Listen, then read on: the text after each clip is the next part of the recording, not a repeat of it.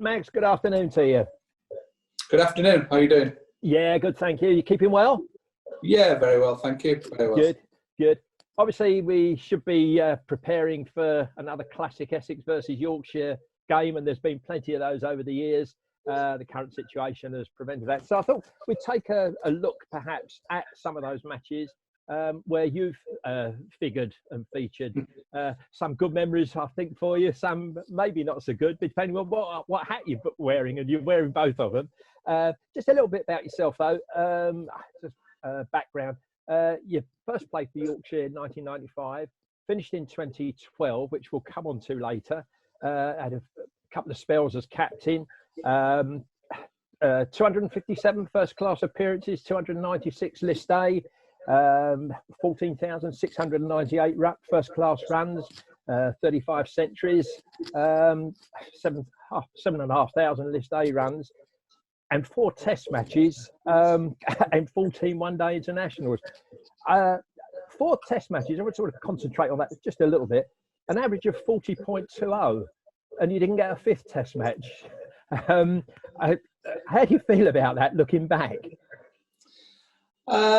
Yeah, I mean, I think at the time I was probably frustrated not to get a longer run. I think I started my test career pretty well. I think the one disappointment out of the first 2 games, I think I got 60 odd and an 80 odd, was I didn't go on to get 100. I think if I'd have done that, it'd have probably bought me a little bit more time. But having said that, when I got the call or I got an answer phone message to say I was dropped, I was probably a little bit disappointed. But that's how it works in sport or cricket. It's someone else's opinion, the selectors. So unfortunately, from there, I never got a chance to get back in. I think that probably coincided with the Ashes in 2005, where England really got a settled team and started doing well. So it was really difficult then to get back into the team.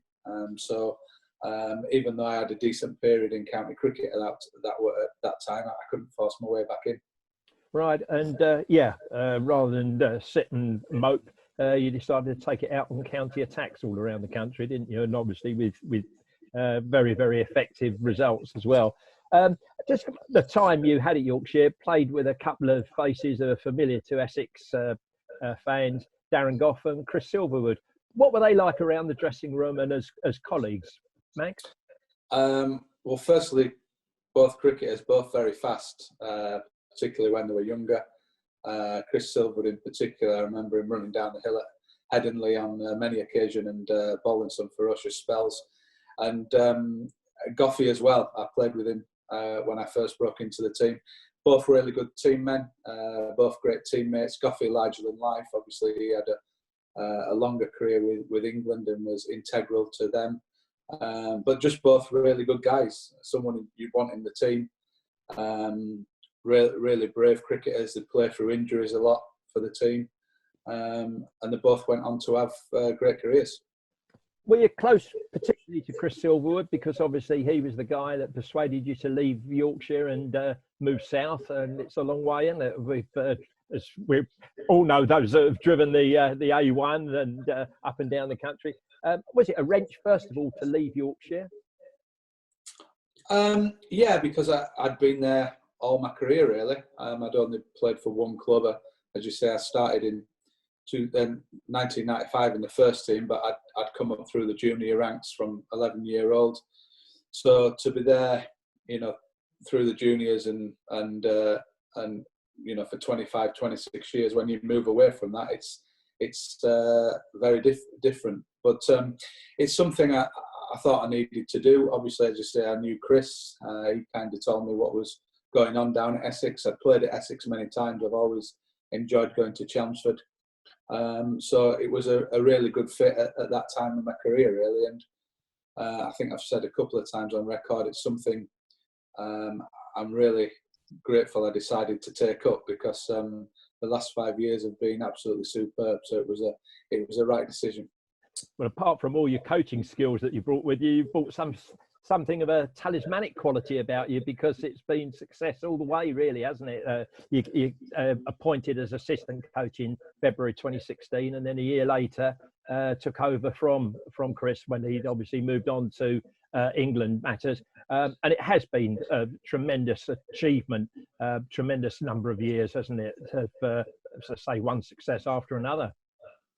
Yeah, it's probably a little bit lucky as well on my side, because I came across a group of really special players and great characters. I mean, you mentioned relationships with Goffey and Chris Silverwood. I think the one thing that Essex is very similar to Yorkshire, or certainly in my early days at Yorkshire, was the camaraderie, how close the players were, not just on the pitch but off the pitch, socialising together and building up a really good team spirit. And the dressing room kind of run itself. And I think that's what Essex have got, or we have now, and have had for the last few years. And, you know, it's very difficult to build up. And when you get that, you've got to kind of nurture it and bring it along. And we've had, obviously, Ryan as captain, who's been sensational. Simon Harmer last year, Tom now. But there's a lot of players, you know, you can mention who are part of that, and the coaches as well. So I think we've got a really good mix of characters and personnel. And I think you've been there, you know, in recent years when the success have happened, and it's down to everyone really. You can't say it's just one person who's really brought it to life. So I think the whole club needs to, you know, take a congratulations, and they've all played their part. We'll look at 1995 and that first year for you in the Yorkshire first team. Your first time you played for Yorkshire against Essex was at Chelmsford. You seemed to get stuck on 38. Your first innings, you got stumped by Robert Rollins off of John Charles. And in the second innings, you were bowled by Peter Such for 38. Essex went on to win by 89 runs. Just perhaps worth reflecting on the two team lineups for that match.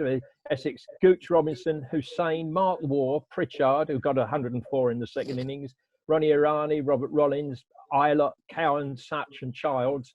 And for Yorkshire, Moxon, Vaughan, Bias, Michael Bevan, Anthony McGrath, Richard Kettleborough, Blakey, Goff, Hartley, Silverwood and Stemp. There's some big names there, and for a young guy making his way into the game at the time, there must have you know, been some big players, as I say, out on that field. Perhaps people that you looked up to and respected highly in the game, even at that stage. Yeah, very much. I mean, as you said, it was my first year. I think that towards the end of the season, and yeah, I mean, for Essex in particular, Graham Gooch and Mark Waugh really were the two that stood out. I knew Nasser Hussain through England A days. Ronnie Irani I'd been on tour with as well, and knew Ronnie well. But Essex had a really good team then, obviously coming off the success of the late 80s and early 90s. And I just remember Mark Waugh bowling, something that stood out, and he bowled a couple of bouncers, and I couldn't believe how actually sharp he was.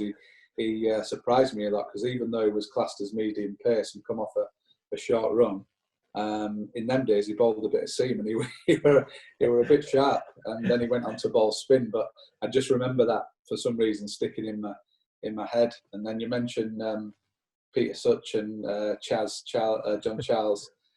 Obviously Chaz is still at the club now, so a little bit of rib tickling about him getting me out there. But yeah, I remember the game well. And obviously you mentioned our team there, Michael Bevan and some of the players there. I grew up watching quite a lot of them players. So to get my first taste of county cricket in '95, it really was a steep learning curve. Yeah.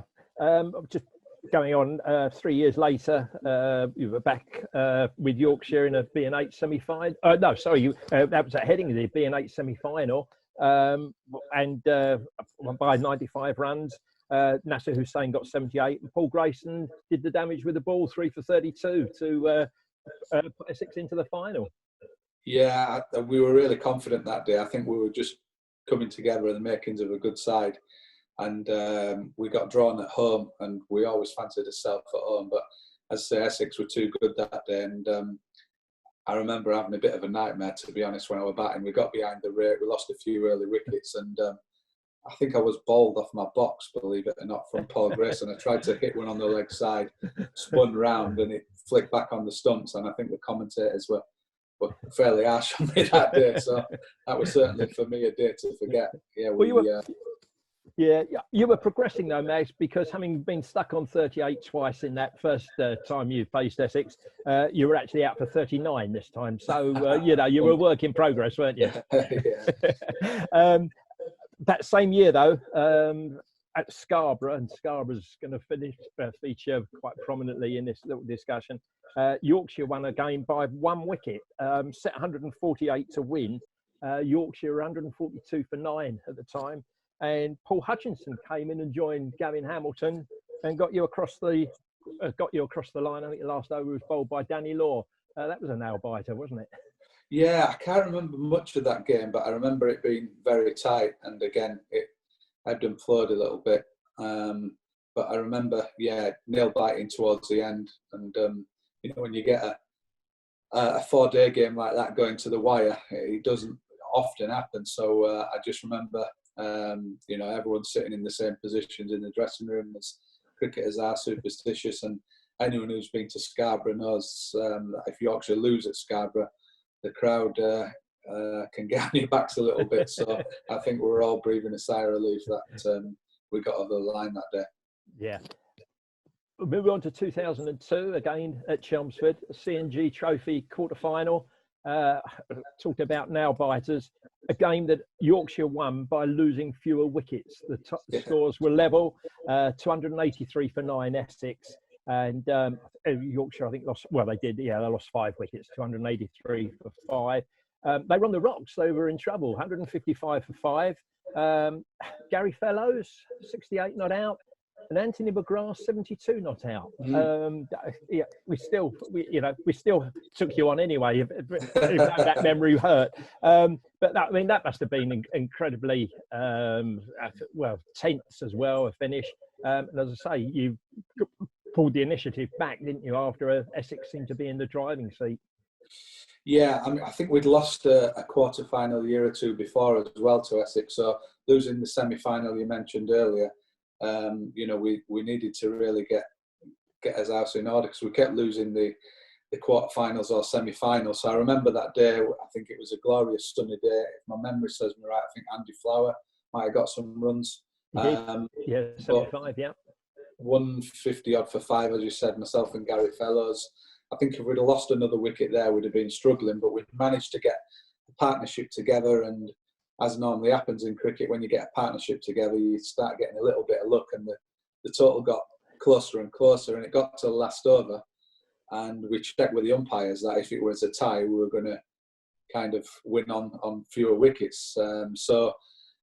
I think there were a couple of dot balls in the old last over, and it was getting tight. And we just managed to tie the game and get through by the faintest of margins. But that was a good memory because, as I say, we'd been to Chelmsford a couple of times and lost some tight games. So to get over the line on that day and obviously get a few runs myself was a good day. Yeah, one feature from that innings, Silvers went in at 3 in that game. He just adopted a pinch hitter role, hadn't he, for Yorkshire at that time? And he was effective, 37 from 39 balls. So, that sort of paved the early way before he lost some wickets. Yeah, he did it that season. I think he got a 60 odd at Northants as well somewhere. And we kept throwing him up the order in that year, and a couple of times it paid off because he could strike a good ball. Actually, it was effective, and that time the pinch hitter was only really just kind of coming in. It had happened in other countries, but not so much in England. So Silver's. After that, I thought he was a batter as well as a bowler. I'm sure you put him right on that. 2010 at Scarborough, a win for Yorkshire by an innings and 96 runs, with Anthony McGrath scoring 112. Andrew Gale scored 135 in that as well. He made 516 all out. Again, sweet memories. I mean, many centuries you've got. We referred to that earlier on, but any century, I guess, sticks in the mind, doesn't it, Max?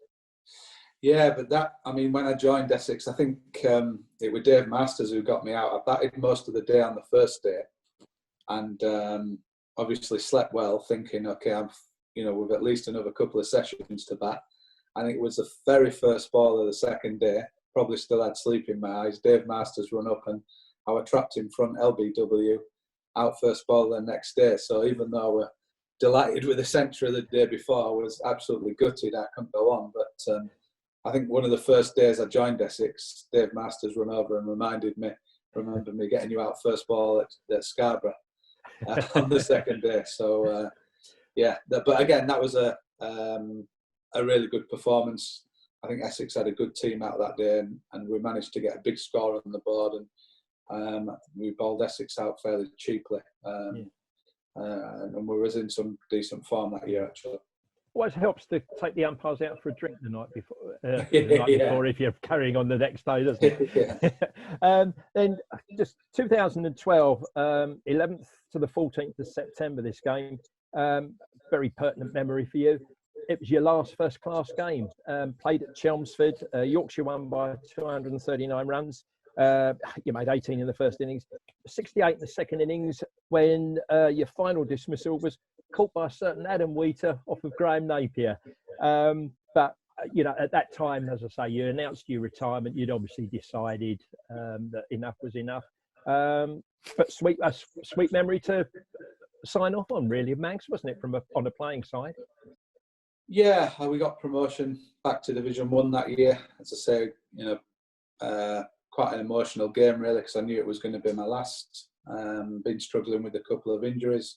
A good way to finish, really. It's funny how things, coincidence happen. Your last game, and then a couple of years later, it's the place where you work and kind of what you call home then. So you'd have never imagined that at that time. As I said before, Chelmsford were always a ground I enjoyed playing, so it was a nice way to finish. Only disappointment was Napes got me out and Wheats caught me. So they're now and again when things are a little bit down in the dressing room, they normally bring that up. I'll bring it up on YouTube or whatever it is and tell me what a bad shot it was. Oh, you don't tell Wheats it was his finest catch ever, do you? No, I think it was straight down in deep square and it was an easy catch. Yeah. Well, that's what I thought to him. Okay, we're now into 2017 and you've settled at Essex. You've taken on the responsibility of coaching with the club. So you beat up at Scarborough on a pitch that lasted, well, I was going to say the game lasted 2 days. I'm not sure whether the pitch lasted 2 days, really. But one Mohammed Amir made a stunning impact for us, didn't he? First of all, going back to Scarborough, where you've played so many times as a Yorkshireman, what goes through? What's your feeling when you go back and you're now plotting against players that you're probably in the opposition in the home side you've actually played alongside or seen develop?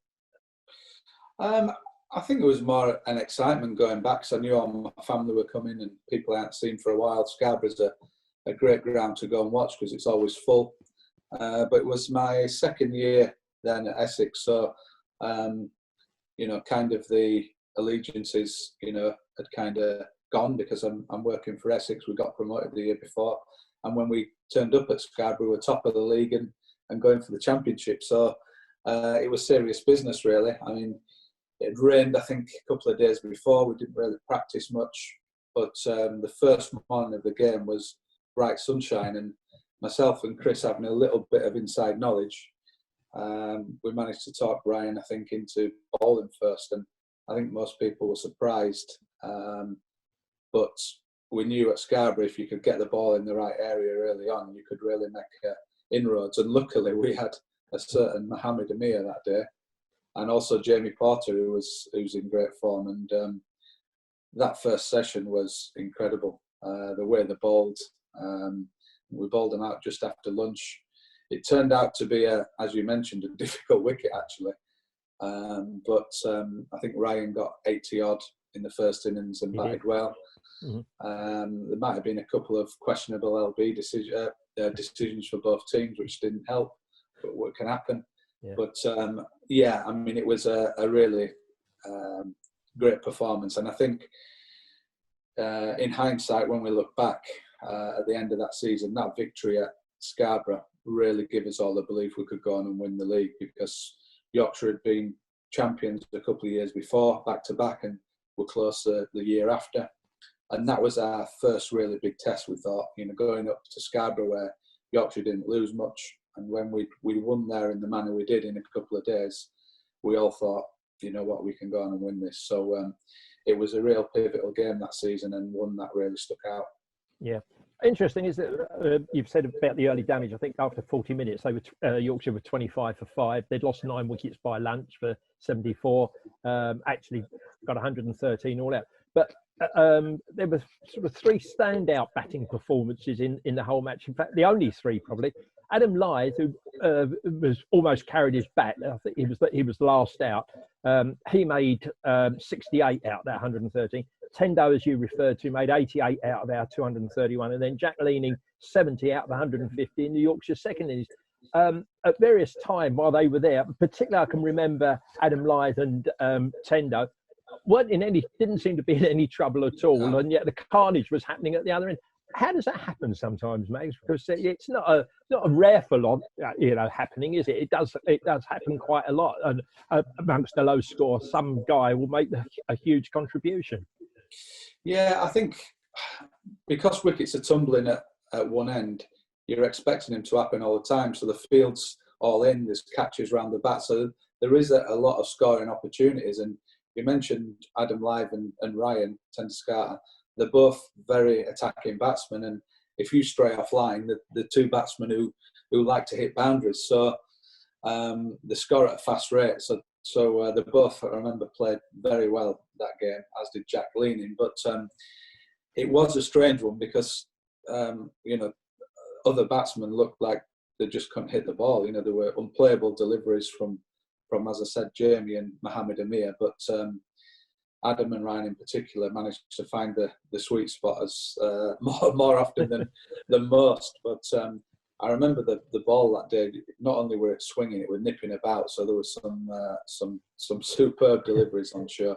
So it wasn't a typical Scarborough wicket, because normally if you get in at Scarborough, it's a nice place to bat. But certainly wasn't that day.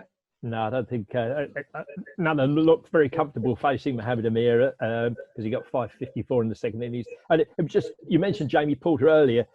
His match analysis were 7 for 85, somewhat overshadowed by Mohammed Amir, and he bowled absolutely beautifully, didn't he? I mean, through a match, one of probably his best match bowling performances in his career so far. Yeah, that's right. And I think the other thing at Scarborough, which we knew, is you've got to pitch the ball up a little bit further. And I think Mohammed and Jamie were good exponents on that day. If you bowl a little bit shorter back of a length, it can bounce over the stumps. Whereas them 2 really pitched it up and brought the stumps into play. And as you say, Jamie probably was unlucky not to get 10 in the match, because everyone remembers it as you say, Mohammed Amir bowling unbelievably, but people forget the other end. Jamie Porter was, as much unplayable as well. He bowled superb, and I think them 2 really set up the victory, as well as you mentioned Ryan's innings. Yeah, well, that took us 49 points clear of Lancashire, and had the game not been over in 2 days, it actually would have finished, because it rained throughout the next day and the ground was so wet. Apparently the groundsman said there had been no play on the 4th day anyway. So little things like that, perhaps you just think, well, our 12th man is Lady Luck coming along the way somewhere. So that was good. And then same year, back at Chelmsford, only a few weeks later, probably 7 weeks later, we beat Yorkshire again and clinched the title. Great memories for everybody associated with Essex. And for you, I guess, really, Mags, because if you like, it emphasised you'd arrived as a coach, hadn't you? Yeah, I just remember going into the last game. Obviously, we'd been crowned champions. We were really determined that game not to lose. Obviously, we were unbeaten through the season and wanted to go out with a bang. We knew Chelmsford were going to be full, and at some point we were going to get the trophy given to us. So we wanted to go out and make the supporters and members happy, and not kind of go out on a losing track, really. And again, it was a glorious day at Chelmsford. I think fairly low score in the first innings, but second innings we played ever so well, and we got way in front. And then, as we did most of that season, we just tore into them in the last innings. And to lift the trophy as we did on that late afternoon, the ground was full. I remember doing lap of honour, and all the players' family were there. My mum and dad were there. Things like that which stick in your mind. So many happy faces. We haven't won it for so many years, since the early 90s. So it was fantastic, really. And I think one of my high points of my career was that day. Playing and coaching was being part of that Division 1 success, having only just got promoted the year before and going unbeaten in the season. If you put all them things together, it was an incredible achievement. And the players were superb that season. So to be part of that, obviously felt very proud. And I think after a hard year, you can kind of, we had some really good celebrations that night, and they were certainly well deserved. Yeah, indeed. That was our first title in 25 years, our first championship title in 25 years. So that underlined how difficult it is to win the title. 2018, we finished third, which was very, very satisfactory. And then last year, of course, you go on and win it again. Whilst it's nice to win it the first time, it's probably that much harder, isn't it, Max, in a short period of time to go and win the title again. I think Gucci always used to say that, you win one, but it's harder the second time when you come round. Is that a fair assessment, would you think? Yeah, I mean, everyone you win is tough. They're all in different circumstances. As I say, 2017, no one expected us to win a game, never mind the title. They expected us to get relegated. So to win that one that year, I think the difference in 2019 and 2017, we pretty much led all the way and won the trophy with 3 games to spare. Excuse me. 2019, Somerset decided to get off to a flyer, and there were 50 points clear, and we lost by an innings first game. So we're pretty much playing catch up all year. And I think it got to a stage where we had, I think, Hampshire, who were second at the time, Yorkshire and Somerset, all back-to-back mid-season, and we knew we had to win at least 2, if not 3 of them games if we were going to have any chance against 3 of the top teams. And again, when we came through that little patch, we really believed that we could set up a championship. And in the knowledge we had Somerset last game, we knew if we could just keep in touch with them with our know-how and winning it before, it'd hold us in good stead. And fortunately, that proved to be the case. Yeah, because looking back on the 2 games with Yorkshire last year, a rain-affected game at Headingley, but a couple of standout performances with the bat from perhaps 2 unexpected quarters. Peter Siddle, who got 60, and that was his highest score for Essex, and one Sam Cook, who absolutely superb. He was 37 not out, and the pair of them put on a decent partnership. 86 for the last wicket, which actually avoided the follow-on, and there would have been time for Yorkshire to have bowled us out a second time if things had been going their way. But Sam Cook, sort of showed form out there that he'd never shown before. I think it's his only double-figure score actually so far in the championship. Not that he's got to the wicket many times, but he rounded it off. His piece de resistance was hitting Ben Code for 6, wasn't it? It was. Has he paid you to do this? Because he'll be absolutely delighted when he if he sees this, because that's all he ever talks about, his innings at Headingley. And in particular his 6, which he hooked into the members' stand. So going back to the game, I think Yorkshire were on top for most of the game, to be honest. And as you say, it was Sid's and Cookie's stand which got us past the follow-on. Once we did that, though, I think there was probably only one team who could go on and win it, because the time was coming out of the game. It had rained, and we thought if we could skittle Yorkshire, we might have some kind of a chase. And I think we got a wicket early on, but then Live and Balance batted well. And if we're honest, Yorkshire were the better team over the 4 days. But Sam and Peter batted very well that day. I think Sid's might have been dropped on naught as well. Yeah, it was. Yeah. Yeah. But that stand there, they played some beautiful shots, and as you say, Cookie, I think he's got the old innings on his phone and watches it back most days. To be honest, he's got the 6 on repeat, so he's very proud of that innings. Yeah, and he's entitled to be, isn't he? After all. So then, start of June at Chelmsford, we meet Yorkshire again. We're beginning to gather momentum, aren't we, by that stage? We're really on a roll. We've hit our straps, as it were. Yorkshire were bowled out for 208. They think they were in trouble right from the start, 43 for 3 after 9 overs. Harmy took one of his many fifers throughout the season. And then Tom Wesley and Ryan again. Ryan hit 70, an unbeaten 70. Tom Wesley, 81. The second time in the season, I think he'd taken a half century off the Yorkshire, 328. And then Yorkshire with 211 all out in their second innings. But that was only really because Maharaj decided to go for broke, didn't he? He's 85, and all credit to him. I mean, he's playing entertaining innings and chanceless, to be fair to him. He was hitting the ball cleanly. But yeah, we're left with 90 odd to win and did it with 8 wickets to spare. And a day and 20 overs to spare. I think at that stage, Mags, that perhaps was really the boost we needed. It was our 4th successive championship win in a row, 6 winning 7 matches, a 7-match unbeaten run. That really gave us the momentum, didn't it? And sort of sent out clear signals that, Somerset, look out, we're after you. Yeah, I think there was, was in a good vein of form then. Momentum was with us. As I mentioned a while ago, was in a period of games which we had to win.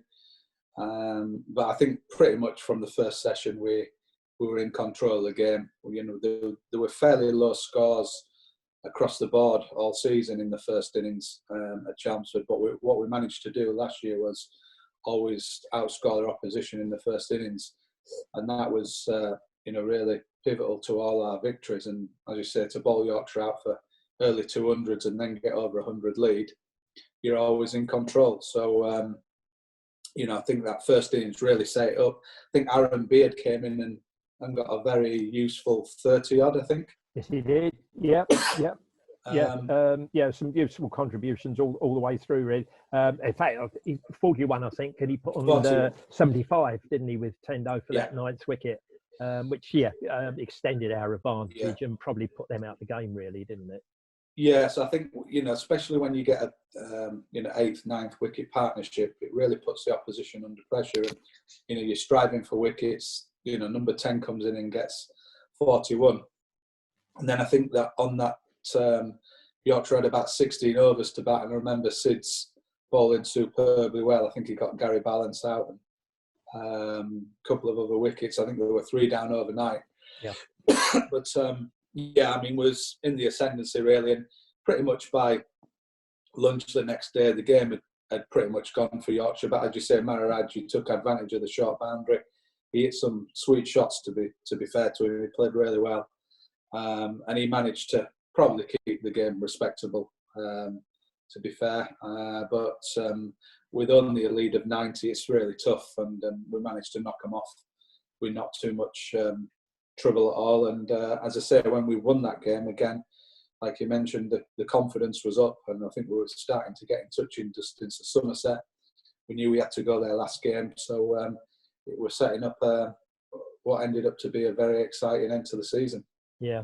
Well, it's just a shame, Mags, that we're not doing what the fixture schedule said we were going to do. Start again and another chapter in the catalogue of Essex versus Yorkshire matches. And there have been some crackers over the years. You've been involved in them. Thanks very much for your time. But just one last thing: Yorkshire, where you learned your trade; Essex, where you're really creaming it now. Are you an Essex boy now or not? Yeah, without doubt. I've said, I think many times, I've loved my time. 5 years now. I know the accent's not changed, but Essex is my club. I've loved it, and hopefully I'll be here for many more years. Well, let's hope so. Meg, thanks ever so much indeed. Take care, you and your family. Keep safe, keep well. We look forward to seeing you soon. Cheers. Cheers. Thank you.